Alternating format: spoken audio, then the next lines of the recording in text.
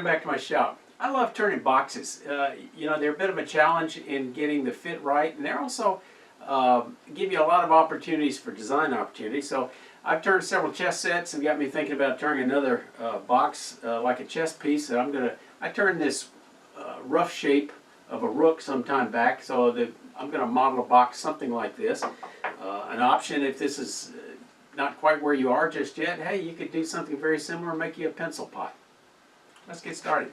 If you want to learn more about wood turning tips, tricks, and techniques, continue to watch my channel. Subscribe and hit the like button. That'll push my channel out to more people. I'm going to turn this box out of a piece of Osage Orange. This is just a lovely wood for box making, and particularly threaded boxes because it holds threads well, whether you use a jig or, more importantly, if you use a thread chaser. It's not cut, milled and nice clean. It's kind of an odd shape. So marking centers, for something like this, I find it easier to grab a little template and just kind of center it around the edges. So I've done that on both sides, and I'm going to put the largest size here because that's where I'm going to make the tenon. It's about 6 inches long and maybe 2.5 inches across. I'm going to set the tool rest where our cutting tool will be cutting close to center, maybe a little bit above to knock off these edges. So first thing you got to do is make sure it's going to spin. Anchor the tool. Lower the handle, ride the bevel so it doesn't cut, and slowly lift till it cuts.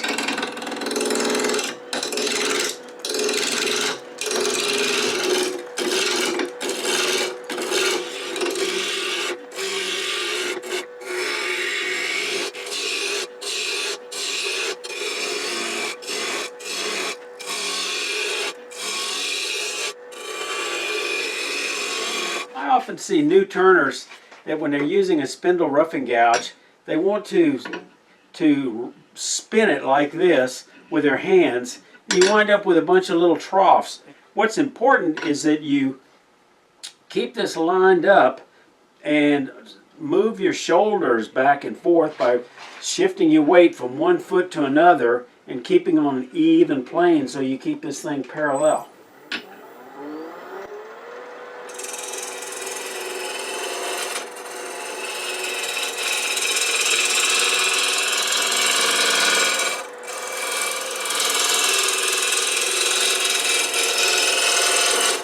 We call that the turner's dance. Now I'm going to put a tenon on it. I'm going to grab my beading and parting tool and adjust the tool rest. And we're going to start the cut almost parallel until I pierce the fiber so we don't get any fraying. Then I'm going to drop the handle and take a peeling cut like this.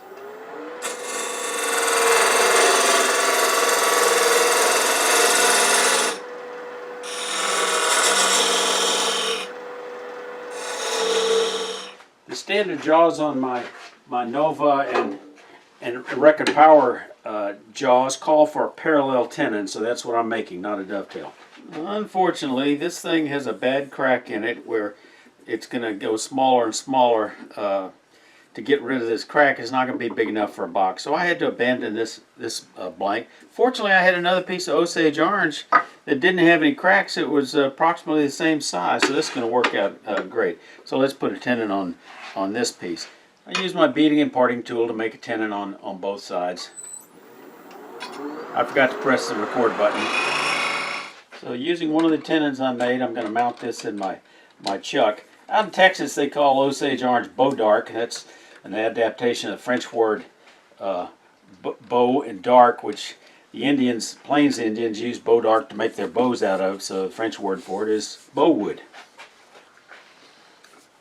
Now, I'm going to decide how much of this is going to be the lid, and I'm going to go ahead and part it off there. So let me glance at my picture real quick.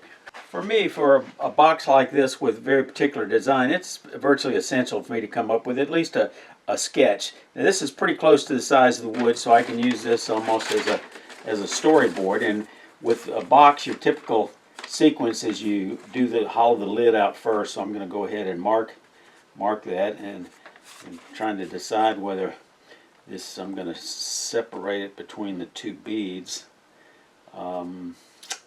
And I think I will. I think that will probably be about right.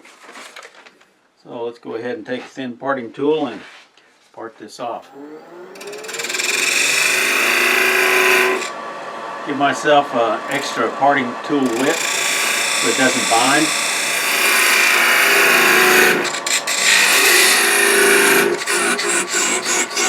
I need to slow this thing down. It's about 1600. I like to part off at about 1000 so it doesn't go spinning across the run too far.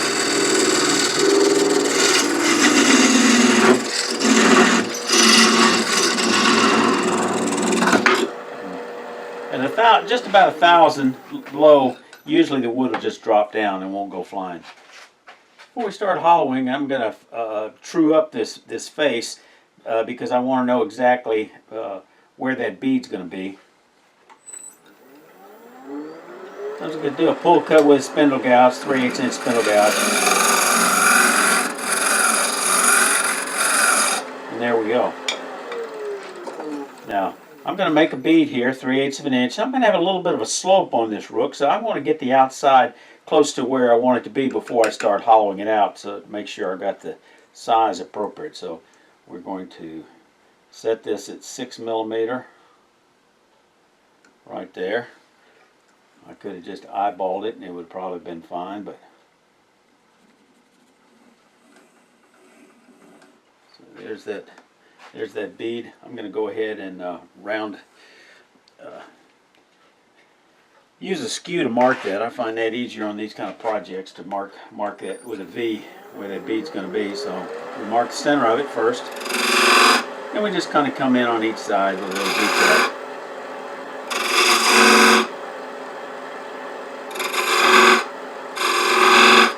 And that takes care of that. Now I use a spindle gouge to just roll the bead, put my finger along the top to kind of guide it, lay it on here, drop the handle at the center, and then slowly lift it and twist it and move it forward. And then coming to the left side, put my finger on the right hand side of the handle.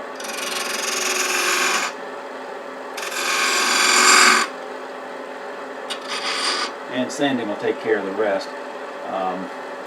Let me decide how that slope's going to look. I think it's just going to slope to the very top. Actually, this is going to be a little bit smaller here at the top, I think. So I can decide. Okay, that looks about right. This is going to be the very top of the box. So from there, I'm going to just take it down. Just a very gradual slope. Again, using a spindle gouge.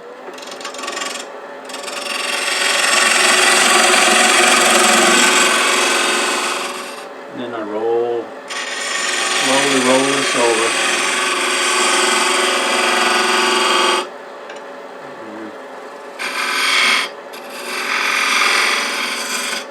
Okay. We'll do some final cleanup later, but that gives me a pretty good idea of what the tower's gonna look like.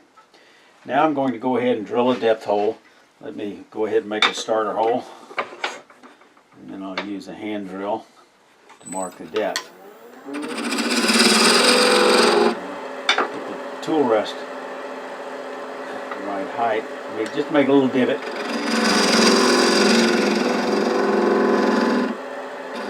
To reduce that depth drill from wandering.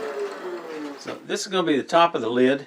Crenellations are going to come in here. I don't know how wide they're going to be, but they're going to be just a little bit deeper than this bead. So I don't know, maybe 7 or 8 millimeters deep, a little more than a quarter and a little less than 3/8 inch, something like that. So I need to give myself a little bit of room there that I don't blow through this. So I'm going to give it about 1/4 of an inch thickness. That's where I'm going to mark it. And that's going to be the bottom of the box. That's how far I'm going to go and hollow it. So let's go ahead and get the depth drill, which I have right here, and I'm going to come just shy of that mark. Steady my hand on the tool rest.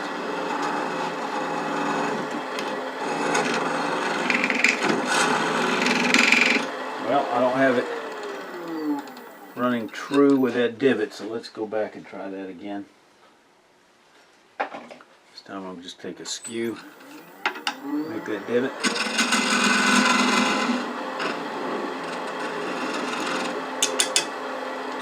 wood is very, very dry.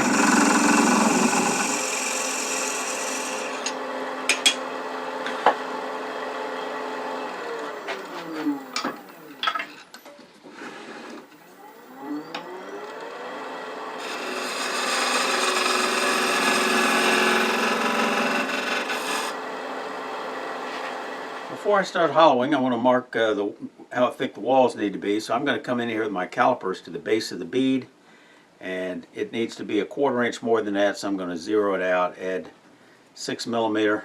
Actually, I'm going to add 12 millimeter, 6 millimeter on each side, and that ought to get me. Well, actually, I need to make it smaller. Almost made a boo-boo. So I go back to 0, and then I go back to minus 12, and that's a little more like it. And just going to estimate where that's going to be actually, and draw that line and measure it, make adjustments from there. Now, because this wood is so hard, I'm going to switch to a 1/2 inch spindle gouge and use traditional hollowing methods for end grain. So using a 1/2 inch spindle gouge, cutting right on center. You need to drop this just a tiny little bit, and I'm just going to cut from the center out.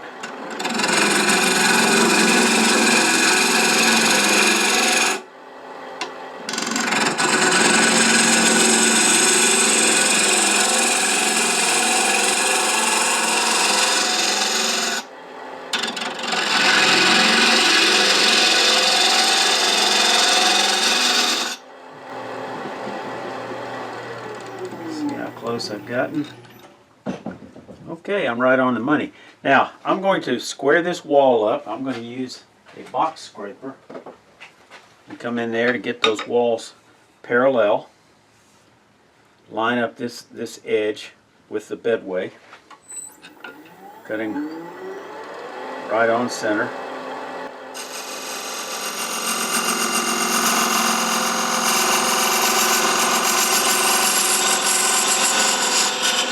Now, because this wood's so hard, it tends to push this out. I can validate that, see what adjustments I make by using a little 6-inch ruler and just hold it against the side, and you can see that it's kind of cocky. So I'll start to cut here, but put a little more pressure going down.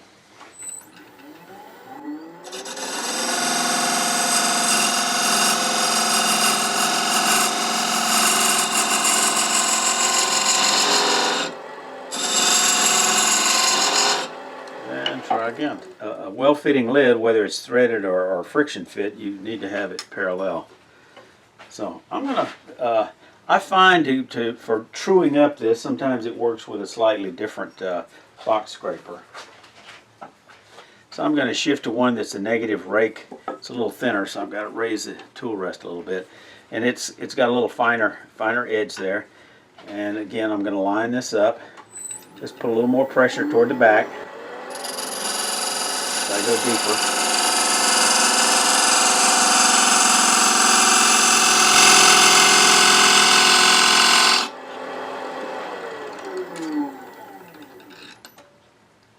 But it's actually it's pretty close. Pretty close. I'm happy with that. Now I'm just about ready to sand this up. Maybe put a little decoration in the bottom before I take this off. Now, in order that the lid and the top will fit flush, I need to chamfer this in just a little bit. I'm going to use a point tool for that. It's a great tool. Just a little scraper. Just chamfer it in just a little bit. And there we go. Now, because I'm going to hand thread chase this, I want to go ahead and put a little bit of a chamfer on the inside.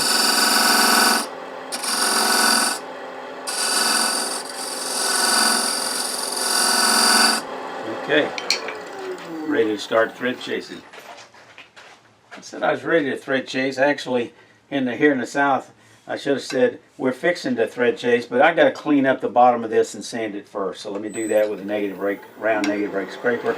Just get rid of any tool marks at the bottom of the box.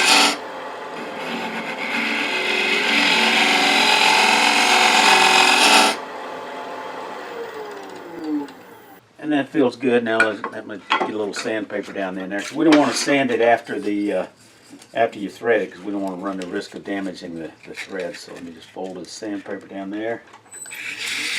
Slow the speed down just a little bit. And the walls, it's cut clean enough. Now I'm going to go through all the different grits, 180 at the bottom. And then I like to use abrasive paste to finish the inside, get it ultra smooth, so I'm going to use some abrasive paste. I got a video on this. This is just mineral oil and beeswax and some diatomaceous earth, which is like Tripoli, kind of a pumice. And that'll take this grit up to somewhere closer to 600, 800 equivalent. I'm going to use this DIY recess scraper, put a little recess in the back, and I'll show what that's for when I start thread chasing. But I've got to cut a little recess in the back. I can speed up to close to 1,000.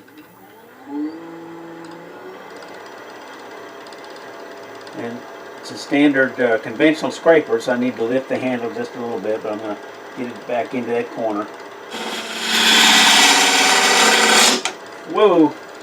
That's what happens if you get too aggressive with it. But I've got a nice recess back there. Scraper in the very back, just to clean up that rough edge.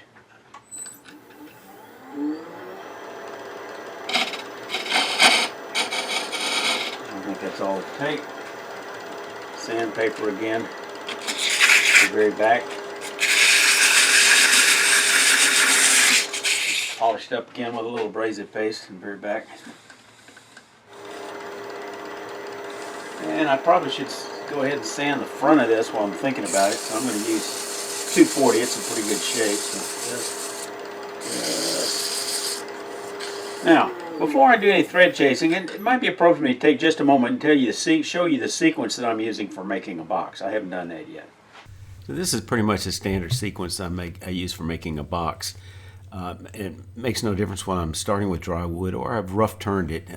This is a step, and right now we're still on the lid where we make a parallel recess, or in this case we're going to thread it before we start on the base. All right, this is not going to be a full-scale detailed explanation or a tutorial on how to thread chase, but I will show you what I'm going to be doing. First thing that's important is as I dress up my tool rest, this is soft steel, so I'm using a little sandpaper just get rid of any little nicks, and then I'm going to take a little piece of candle wax, just slide over it a little bit, make the chaser move a little easier. I'm using a Carter & Son 12 TPI. The 12 is a little coarser than the 16, and it's a little harder to use, but it makes for a much stronger thread. And for this size box, I think that's quite appropriate. So we're going to start chasing it like this on that chamfer, and then once I get it struck, we're just going to move on through. So let me put on some safety glasses and get started.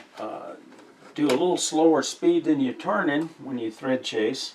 We're going to do this at, I'm thinking maybe we'll get it down to about maybe a little 300 or so. Alright, here we go. Got to keep this flat. Take a few dry runs, and then there we go.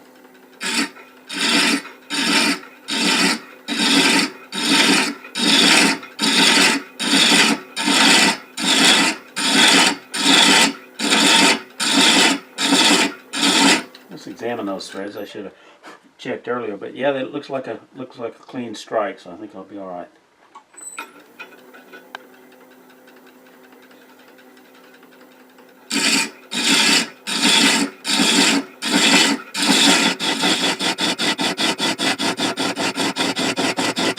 This shows you, when you get those kind of shavings, shows you've got a nice sharp tool.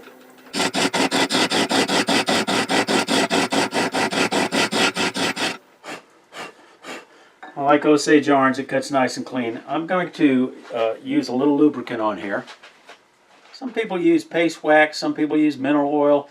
I use what I call Mocho juice from Mike Mocho's formula, 10% Dawn dishwasher detergent, 90% DNA, and it just kind of relaxes the wood, stiffens the fibers a little bit, makes a chaser run a little bit cleaner. And we just put it on there and let it set for a few seconds so it'll soak in.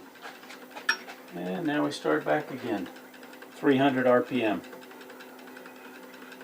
Once it hits those threads, you just let it pull itself along. You don't force it.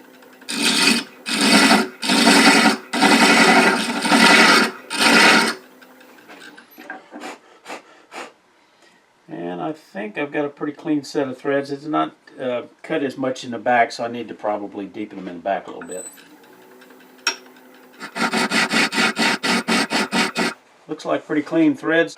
Okay, so we finished the inside and the first bead. Now we're going to take this off and start working on the base. So we take the other place with the tenon we already have. Put that tenon on there. And then, like before, we're going to go ahead and true it up a little bit using the spindle gouge. Get the speed back up off chasing speed.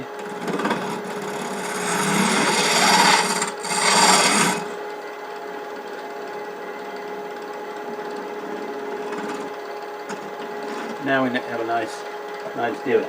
First thing we do, we're going to do the threading before we hollow it out, and so we're going to make the recess long enough to fit inside here and wide enough to fit inside here.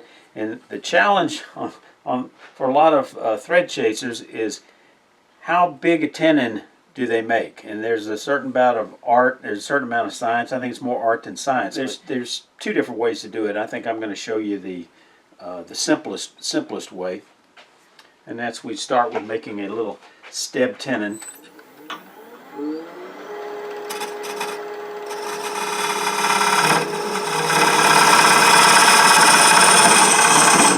And we're going to chamfer it in till we get close. And it doesn't fit, so now we square it up. Standard box making procedure to get that fit. You start off with a chamfer and see if you can get it to barely slip in. And when it doesn't work, you square it back up again. You take your time.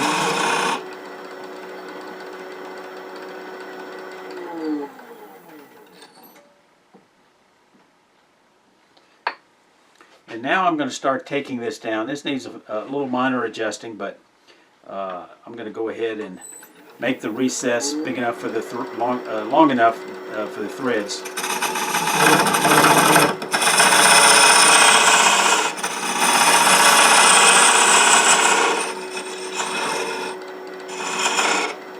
Now let's tweak it a little bit more. Not quite there yet. Again, take your time.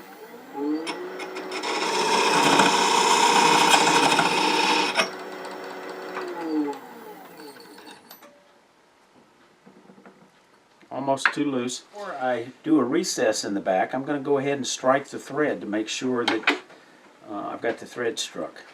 So now I'm going to switch to the male thread chaser, and I'm going to chamfer this end right there, similar to what I did on the female.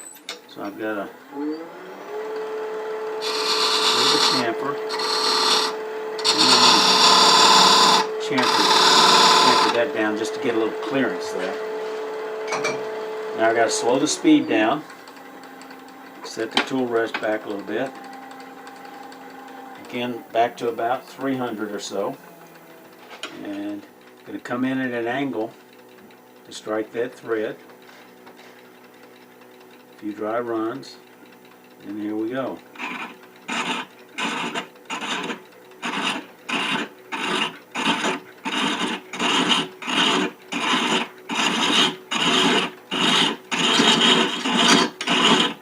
Now let me see if I've got a thread struck. Actually, I think what I want to do, I'm going to take some of this excess off. I only needed 1/8 of an inch, and I think I've got quite a bit more than that. So let's take some of that off, just to get it out of the way.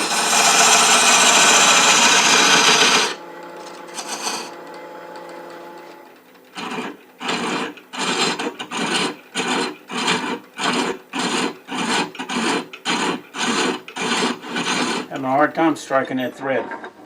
You want to engage not with the lead tooth, but the second or third tooth, and then bring it around.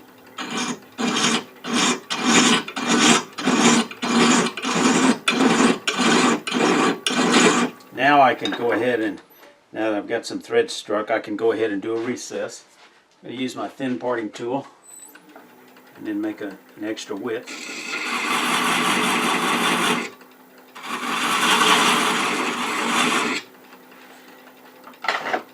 That gives me the ability to escape before I hit the wall.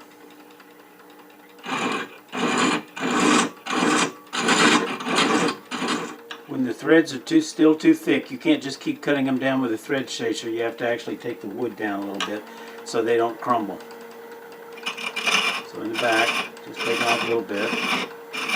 I've still got those threads in front, starter threads, so I don't have to reinvent the wheel or restrike the threads. I've already got the track laid down.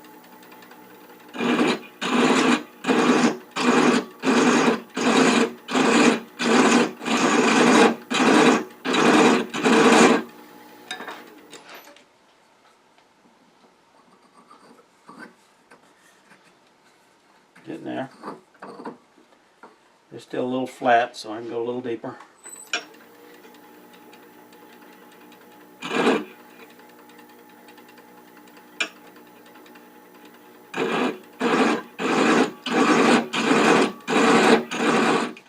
Okay, now we're going to go ahead and take these threads down. Then front, because we don't need more than about 3 threads. So, because this wood is so hard, I don't want to press too hard here. I'm going to go ahead and bring up a tailstock to just kind of support this a little bit. Keep it centered.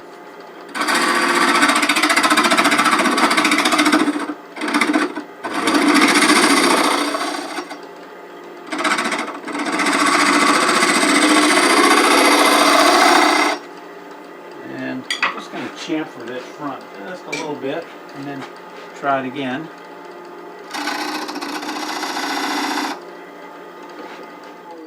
Sometimes when you're getting close, all it takes is just a little bit of paste wax to reduce the friction. We're going to put a little bit of that on the inside of the lid as well. Let's see how we're doing. Oh yeah. Now we're going to do the outside of the top, and using this essentially as a jam chuck in the second step of typical box making operations. Again, to take some of the lateral stress off, I'm going to bring up the tailstock as we waste off some of this wood. Parting tool.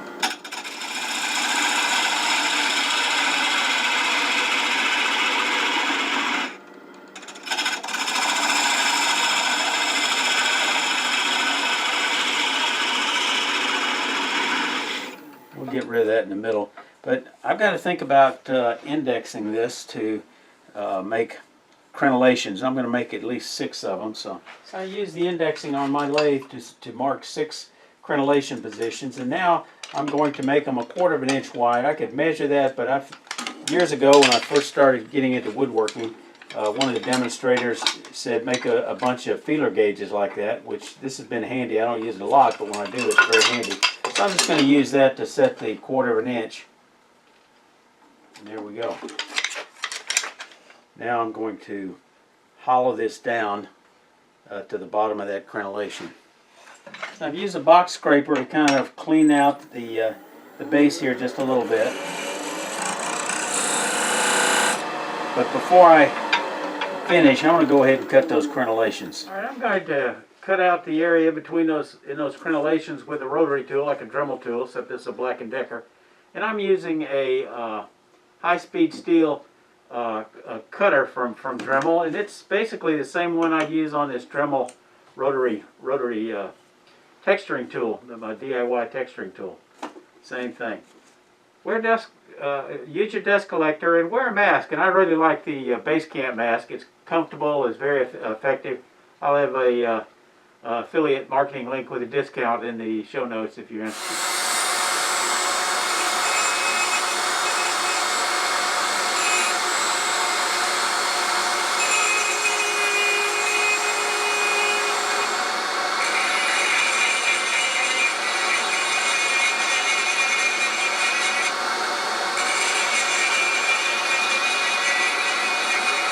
finished up with a square-sided rasp to clean up the areas next to where I had a coping saw mark.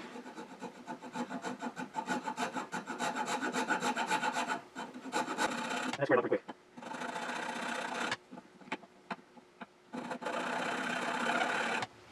Now these crenellations are a little too thick, so I've got to take the walls down. Now I'm going to do that, I think, with a half-inch skew. Normally I find, for me, a half-inch skew in most instances is too light for typical skew work, but for a negative rake scraper or box making, sometimes I do use it, and it works out pretty well.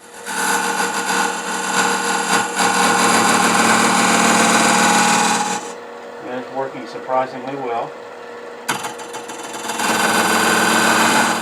Alright, now I've got to blend that top surface a little bit. I think I'm just going to flip this over.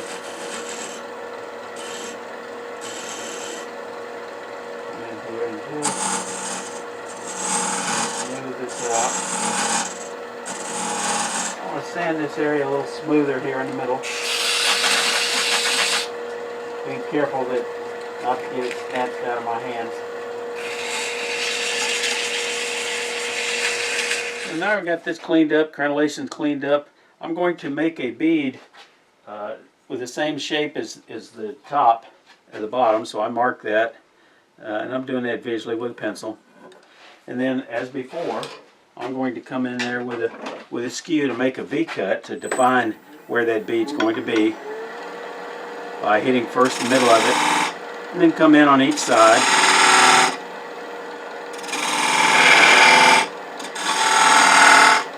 And I'm going to come in a little bit deeper in the top bead, because this bead's going to be actually a little bit smaller diameter than this bead. So now that I've got it marked, I'm going to go ahead and take the top off. I'm going to just take it down just a little bit. A planing cut with a skew.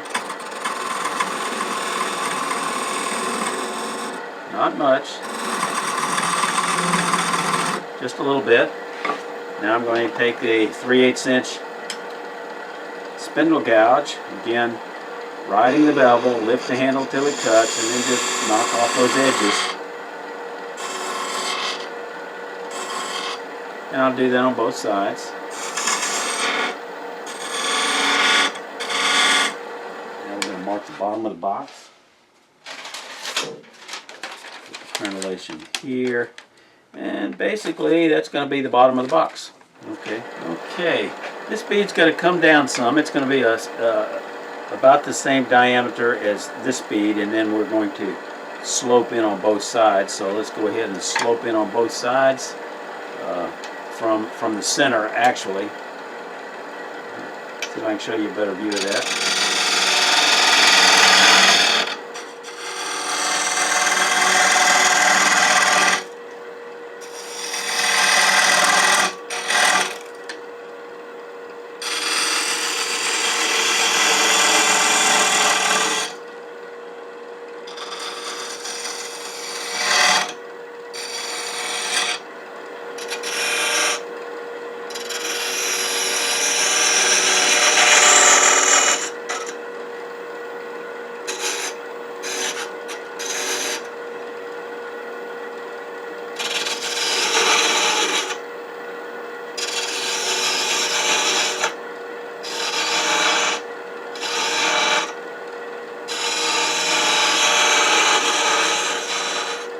Probably get in there with a point tool and detail the base of that bead just a bit.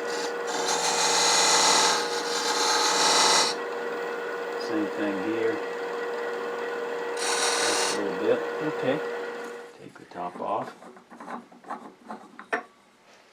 I'm going to drill a large hole through there with a 1-inch drill bit to make this a little faster and easier because this wood's so hard. Okay, I've got to measure the depth. And it looks like it's going to be just about 3 inches, so I'm going to go ahead and mark on this drill bit 3 inches back with a piece of tape. Take our time, let it center itself, let it find itself.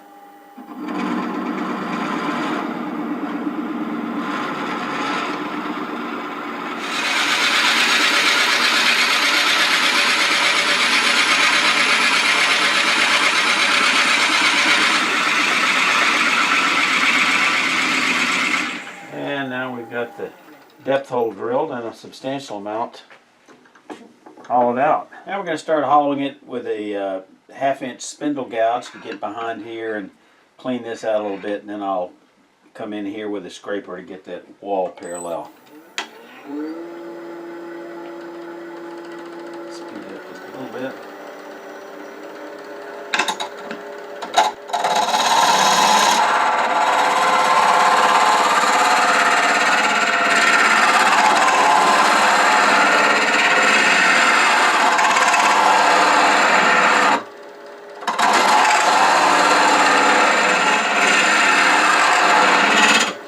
Go ahead and hollow that mouth out a little bit. I'm going to use a box scraper. Just come in there. If I use a jam chuck, I need to have parallel walls here, otherwise it wouldn't make a lot of difference. But that's just about right. Let me back off this just a little bit. Okay. So lining this side up, taking just a little bit of time.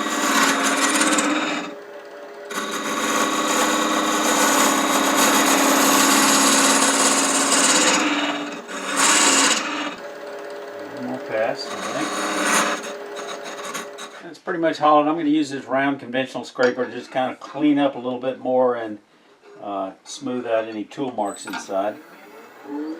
Handle slightly up.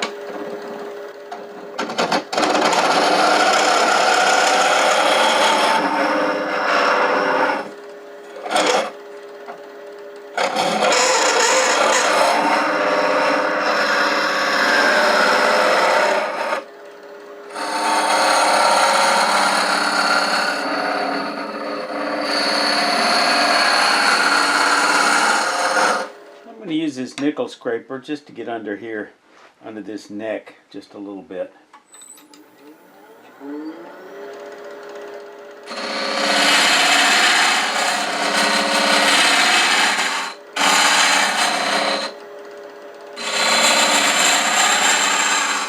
Sand the inside. This opening is too small to make it safe to put my fingers in there, so I'm going to take a piece of sandpaper and a little slotted dowel, fold this over like this and slip it in there. And now let's see if we can't sand it a little bit. I'm slowing the speed down about a third, half of where I was turning at. Now I'll go through a couple of grits. Rather than put finish on the inside, I'd rather use abrasive paste so when you open it up you don't get that smell of solvent. So I'm just going to rub some of this in here.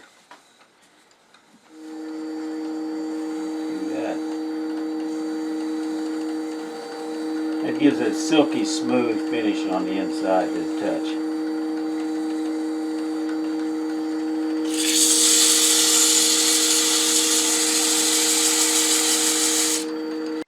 Time to turn around and finish off the bottom.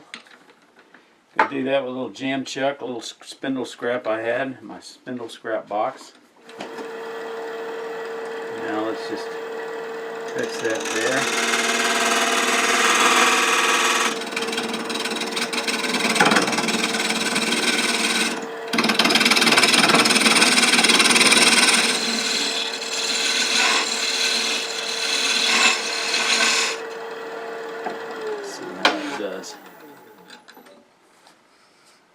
Close. Okay, after multiple fine-tuning efforts, I've got it where it just friction fits on there. Okay, I've got it mounted on my jam chuck. I've brought up tailstocks of support. Now I want to round over this corner before I tackle removing this tenon. I'm just going to, just like a bead, just anchor the tool, slowly lift it, around, and maybe scrape it just a little bit. I'll come back and sand that later. Now I'm going to come straight in. Actually, don't want to nibble at it, like this.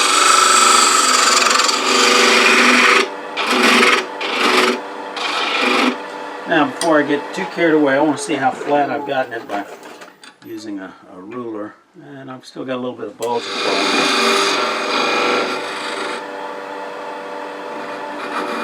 Alright, now let me turn it off, pull away the tailstock, get rid of that nubbin, and maybe come after it with a scraper.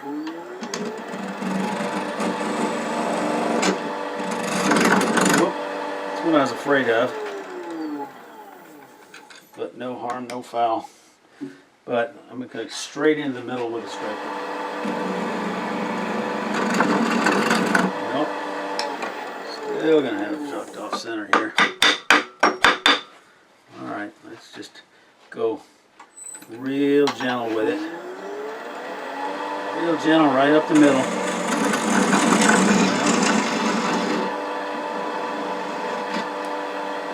Now, pressing right on center.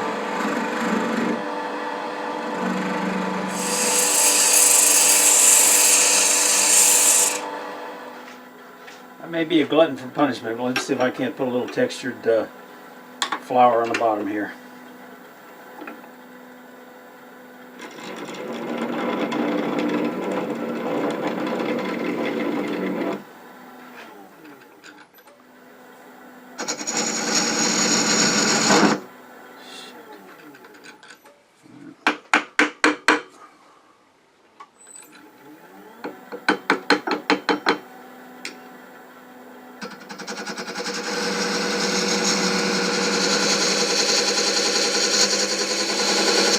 Okay.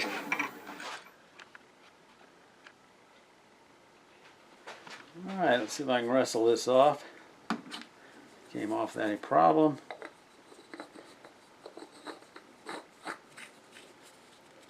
And there we are, Rook Box.